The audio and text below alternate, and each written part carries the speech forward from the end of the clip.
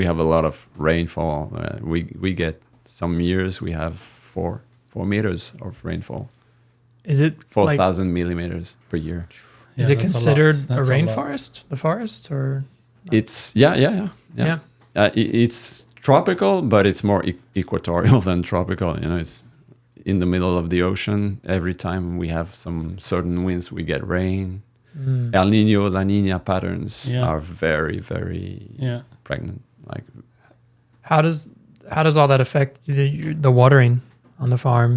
Do you have to water much? I mean, I know you were telling me before there's the dry and wet season, right? We have 20 tunnels, and we have double irrigation on those tunnels. We have T-tapes, and sprinklers, like micro irrigation, permanent. Those two, because when you transplant, it's so hot, especially in summer. If you don't water them and from like overhead watering, they die. Like quick in one day, boom. If you just water with a T-tape, it's not happening. Not enough. So that's one thing that's very different to I think to here. Yeah, for sure. And then we use we plant crops that are very, very resistant in open fields. And we keep those tunnels for very specific, like 5-6 crops that we rotate. So mainly tomatoes, like high yield and cucumbers. Cucumbers. We do radish a little bit because we intercrop them with a mesclun. Yeah, mesclun. We like the lettuce mix. We never do that open field. Never. It's not gonna work. The weeds are so crazy. Yeah. Feels like an adventure to go there with your hoe. Yeah. And it's hard for someone that's never like been in that to conceptualize it actually, because it is quite different. I mean, it's the same, but it's different in a lot of ways. Yeah. And we did a lot of work on the selection of varieties. Yeah, seeds. That was the main work of 3-4 years. Because there was no information to go off of, was there? Yeah, there wasn't. And the good thing was that the U.S. has also Florida and Hawaii. Yeah. So there were some varieties that we found there that did well in our climate. But most, like I tested 38 varieties of tomatoes. One did well. Wow. Whoa. Have you been to Hawaii? Yeah. I don't know. I don't know if it's could you compare like the cultural differences or some of the things that you see from French Polynesia with Hawaii, just like big picture, so that people can understand how these places are similar yet very different? Hawaii is actually, there's so many different Hawaiis. Like big island, Oahu, and Kauai or Molokai would be so different. But Oahu, which is the big island, has the bigger number of people. It's very American. Okay. Like Polynesian culture has been lost, and so there are pockets of Polynesian like culture still remaining.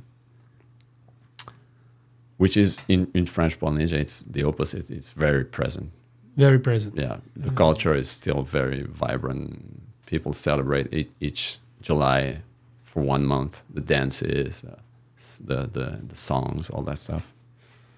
Yeah, so it's there's some similarities and a lot of differences also, but mainly we are way less developed than Oahu would be. Okay. And in terms of climate, it's very different. Very different from climate. Okay. Yeah, because the islands over there are bigger, like higher, less equatorial, less tropical, I would say, less rain. The soil is pretty much the same.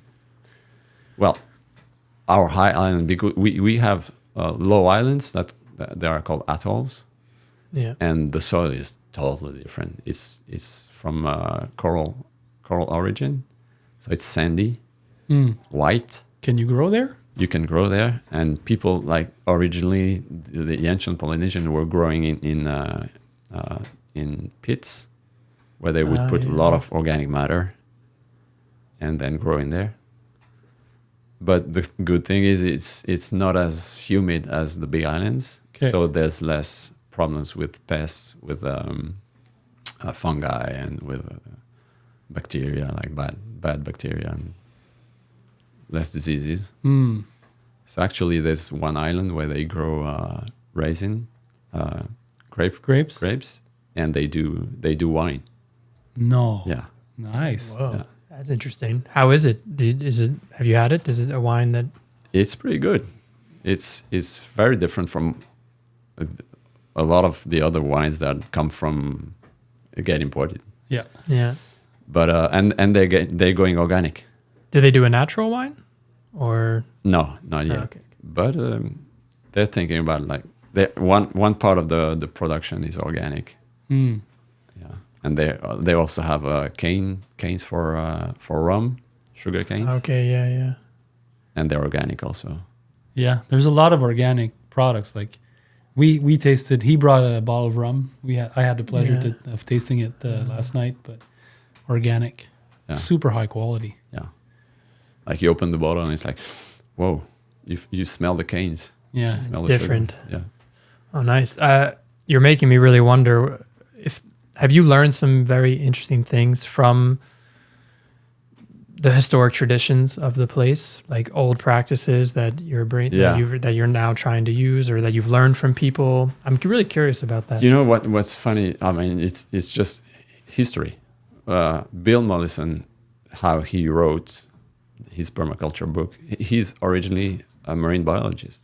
And so he used to travel all around the Pacific and Africa and all that stuff. And he would record the old ancient practices, like farming practices. And that's how he came up with permaculture. He said, whoa, they're doing the same in the middle of the Pacific as in Indonesia and equatorial Africa. Same practices. And so that's how he came up with all those, not ideas, but insights. Yeah. And so, of course, what they were doing back in the day, well, things change, obviously, with, global warming, and climate's not the same and all that stuff, but there's so many things that remain. Yeah, it's a big inspiration, especially for traditional crops, for like legume. French market gardening is different. Yeah, it's different. Yeah.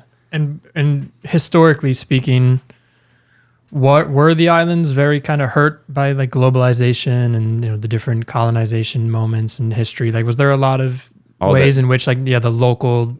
Just look at the number of people that were living there. It went from several hundred thousands to a few thousand people. Wow.